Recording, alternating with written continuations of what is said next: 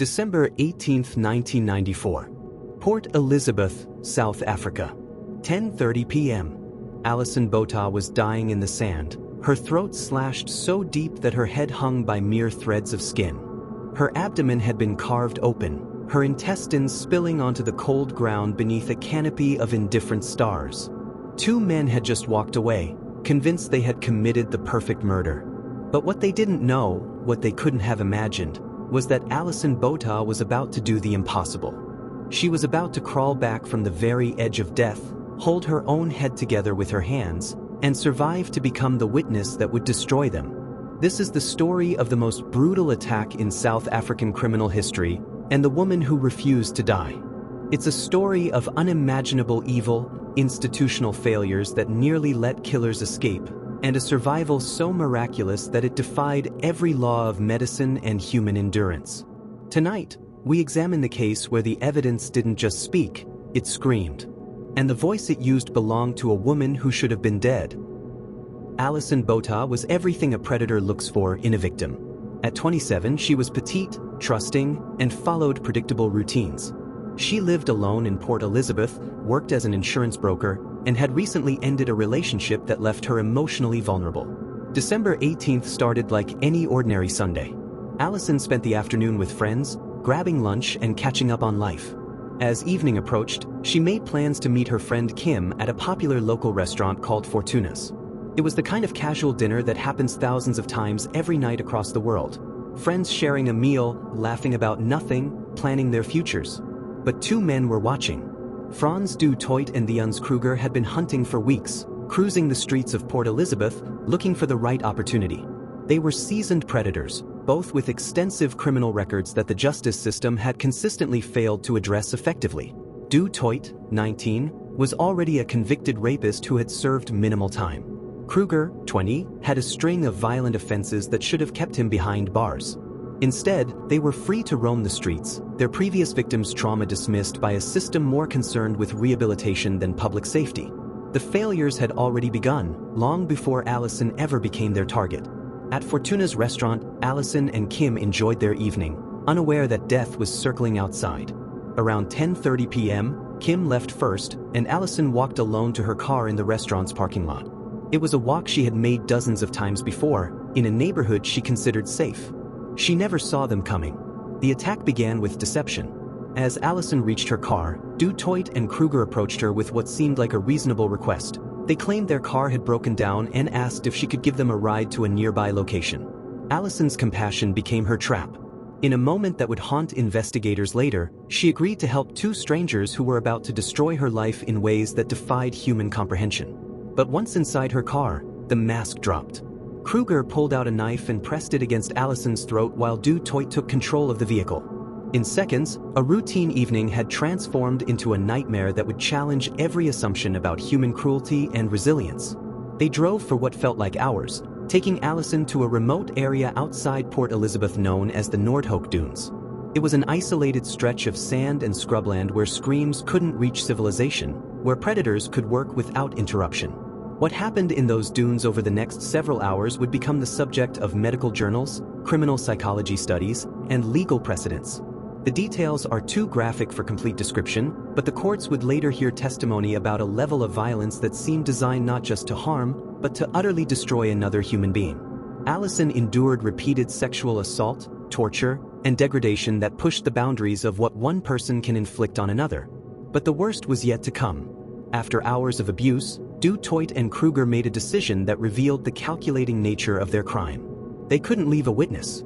Alison had seen their faces, could identify their voices, knew their methods. In their twisted logic, there was only one solution.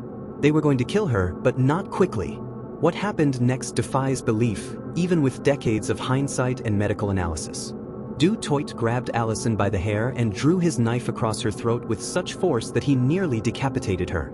The blade cut through muscle, tendons, and vital structures, leaving her head hanging by what doctors would later describe as mere threads of tissue. Blood poured from the wound like an opened faucet, soaking into the sand beneath her. But they weren't finished.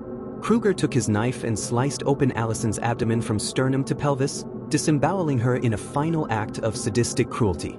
Her intestines spilled out onto the ground as her life ebbed away in the darkness.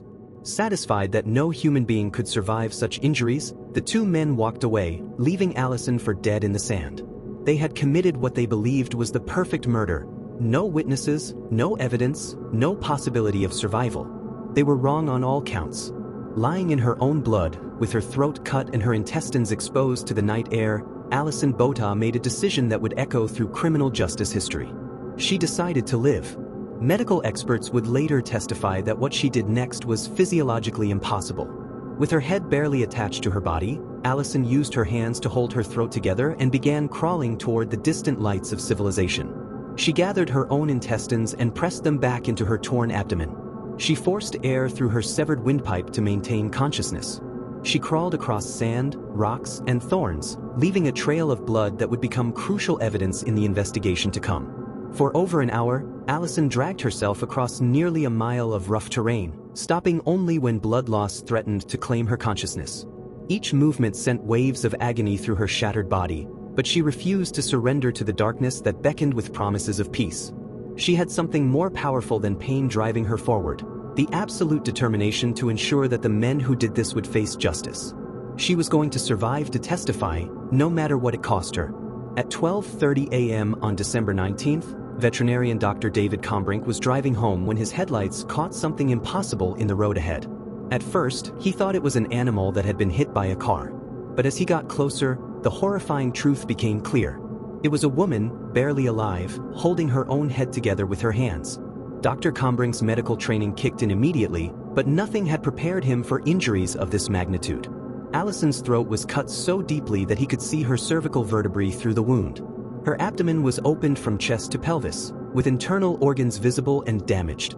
By every medical standard, she should have been dead hours ago. But Alison was not only alive, she was conscious and trying to speak. Through her severed windpipe, she managed to communicate her name and what had happened to her. Her first concern wasn't her own survival, but making sure the police knew that two men had done this and must be caught. The ambulance ride to Green Acres Hospital became a race against death that paramedics described as the most challenging of their careers. Alison's blood pressure was barely detectable, her breathing compromised by throat injuries, and her blood loss so severe that her survival seemed impossible. But she held on, conscious and alert, providing details about her attackers even as surgeons prepared for what they assumed would be an unsuccessful attempt to save her life. Dr. Alexander Angelov, the surgeon who took over Alison's care, would later call her survival the most remarkable case of his career. The damage was so extensive that initial assessments suggested she would die on the operating table. Her throat injuries had severed multiple vital structures, and her abdominal wounds had damaged organs throughout her torso. For 7 hours, a team of surgeons worked to reconstruct Alison's body. They repaired her throat, reattached muscles and tendons, and painstakingly restored her damaged internal organs. It was surgery that pushed the boundaries of medical possibility, performed on a patient who defied every expectation of survival. When Alison woke up 3 days later, she was alive, conscious, and ready to fight for justice. The Port Elizabeth police response to Alison's case revealed institutional failures that nearly allowed two brutal criminals to escape justice. Initially, investigators treated the crime scene with a casualness that bordered on criminal negligence. The blood trail that Alison had left during her hour-long crawl for survival was contaminated by sloppy evidence collection. Crucial DNA evidence was nearly lost due to improper storage and handling. Witness statements from hospital staff were taken incompletely, missing critical details about Alison's initial descriptions of her attackers. Detective Captain David Free, the lead investigator, would later admit that the case was almost botched from the beginning. The department was understaffed, overwhelmed, and operating with outdated forensic capabilities that made solving complex violent crimes extremely difficult. But they had something that most cases don't: a living victim who remembered everything. Alison's testimony became the foundation of the entire investigation. Despite her injuries, despite the trauma, despite the physical and emotional pain that would have broken most people, she provided investigators with detailed descriptions of her attackers, their vehicle, their methods, and their conversations. She remembered Du Toit's distinctive voice, the way he held the knife, the specific threats he had made. She recalled Kruger's nervous laughter, his tattoos, the brand of cigarettes he smoked. Details that seemed insignificant became crucial pieces of evidence that would ultimately secure their convictions. But the investigation moved slowly, hampered by departmental inefficiency and a criminal justice system that seemed more concerned with protecting the rights of the accused than finding justice for victims. 4 months, Alison lived with the knowledge that her attackers were free, possibly hunting other victims, while police struggled to build a case that should have been straightforward. The breakthrough came not from brilliant detective work, but from the criminals themselves. Du Toit and Kruger, convinced they had committed the perfect crime, grew careless. They bragged about their attack to friends, providing details that only the perpetrators could have known. When these conversations reached police, the investigation finally gained momentum. But even then, the path to justice was far from certain. The trial of Frans du Toit and Theuns Kruger became a landmark case in South African criminal history, not just for the brutality of their crimes, but for the unprecedented testimony of their victim. Alison Botha's decision to testify in open court was itself an act of extraordinary courage. She could have remained anonymous, protected by victims' rights laws that would have shielded her identity. Instead, she chose to face her attackers in public, to force them to confront the woman they had tried to murder. Her testimony was devastating in its clarity and precision. Despite suffering from ongoing physical and psychological trauma from her injuries, Alison recounted every detail of her attack with a composure that left the courtroom stunned. She described the initial abduction, the hours of torture and sexual assault, and the final moments when her attackers tried to kill her. But more importantly, she described her decision to survive, the superhuman effort it took to crawl toward help, and her determination to ensure that justice was served. The prosecution's case was built entirely around Alison's testimony, supported by the physical evidence of her survival. The defense attempted to discredit her memory, suggesting that trauma could have affected her recollection of events. But forensic evidence supported every aspect of Alison's account. DNA analysis confirmed the identity of her attackers. Medical testimony verified the extent of her injuries and the impossibility of her survival. Crime scene analysis matched her description of the attack location and sequence of events. Most powerfully, Alison's own body served as evidence. The scars on her throat, the surgical repairs to her abdomen, the ongoing medical issues from her injuries, all testified to the accuracy of her account and the severity of the crime. During cross-examination, defense attorneys attempted to break Alison's composure, to find inconsistencies in her story that might create reasonable doubt. But her testimony remained unwavering, detailed, and credible. When asked how she found the strength to survive, Alison's answer was simple: "I decided I was going to live. I was going to make sure they paid for what they did to me." The jury deliberated for less than 3 hours. On December 1, 1995, Frans du Toit and Theuns Kruger were found guilty on all charges: kidnapping, rape, attempted murder, and robbery. The convictions carried automatic life sentences under South African law, meaning they would serve a minimum of 25 years before being eligible for parole. The sentences represented a victory for Alison and for the criminal justice system that had initially fumbled her case. But they also highlighted the systemic failures that had allowed 2 violent criminals to remain free long enough to nearly commit murder. Both du Toit and Kruger had extensive criminal records that should have kept them incarcerated. Their previous victims had been failed by a system that consistently underestimated the danger they posed to society. Alison's case became the culmination of years of institutional negligence that could have been prevented. The judge's sentencing remarks acknowledged these failures while praising Alison's extraordinary courage. He noted that her survival and testimony had not only secured justice in her case, but had potentially saved the lives of future victims by removing 2 dangerous predators from society. But even with convictions secured, questions remained about the adequacy of the sentences. Many observers argued that the brutality and premeditation of the crime warranted harsher punishment than the standard life sentences provided. Alison herself expressed mixed feelings about the outcome. While grateful for the convictions, she worried about the possibility of parole and the message that relatively lenient sentences might send to other potential predators. Her concerns would prove prescient in the years to come. Alison Botha's physical recovery was only the beginning of a journey that would span decades. The injuries to her throat required multiple reconstructive surgeries and left her with permanent damage to her voice and swallowing ability. Her abdominal wounds healed slowly, requiring ongoing medical management and periodic surgical interventions. But the psychological trauma ran deeper than any physical injury. Alison struggled with post-traumatic stress disorder, anxiety, and the complex emotions that come with surviving an attack that should have been fatal. She refused to let her attackers define the rest of her life. Against all medical expectations and psychological predictions, Alison became an advocate for victims' rights, using her survival story to highlight the failures in the criminal justice system and the need for better support for violent crime survivors.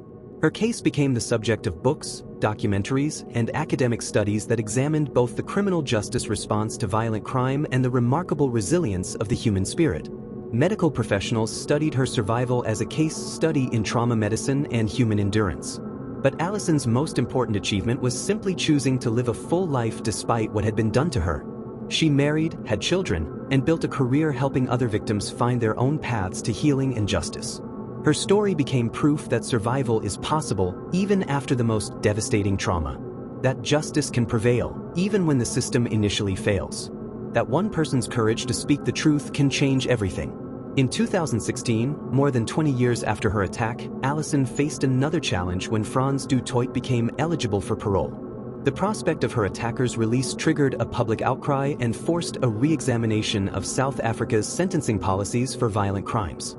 Alison opposed the parole application, arguing that du Toit had shown no remorse for his actions and continued to pose a danger to society. Her testimony, once again, proved decisive. The parole was denied, and du Toit remains incarcerated. Today, nearly 30 years after her attack, Alison Botha's case stands as a testament to the power of truth over violence, courage over cruelty, and justice over institutional failure. Her survival changed how law enforcement approaches cases involving violent crime against women. Her testimony established legal precedents for victim participation in criminal proceedings. Her advocacy helped reform South Africa's approach to violent crime sentencing and parole decisions. But perhaps most importantly, her story proved that even the most careful predators can be defeated by an indomitable will to survive and seek justice. Frans du Toit and the Ons Kruger believed they had committed the perfect crime. They left no witnesses, no evidence, no possibility of prosecution. They walked away from the sand dunes of Noordhoek convinced that they had gotten away with murder. They didn't account for the woman who refused to die. Alison Botha became the evidence that convicted them. Her survival was the testimony that destroyed their defense. Her courage was the force that ensured they faced consequences for their actions. In a case where evidence could have been lost, witnesses silenced, and justice denied, one woman's impossible survival changed everything. The woman who testified from beyond death proved that truth has a voice that cannot be silenced, no matter how hard evil tries to destroy it. Justice, delayed by institutional failures but delivered through extraordinary courage, finally had the last word.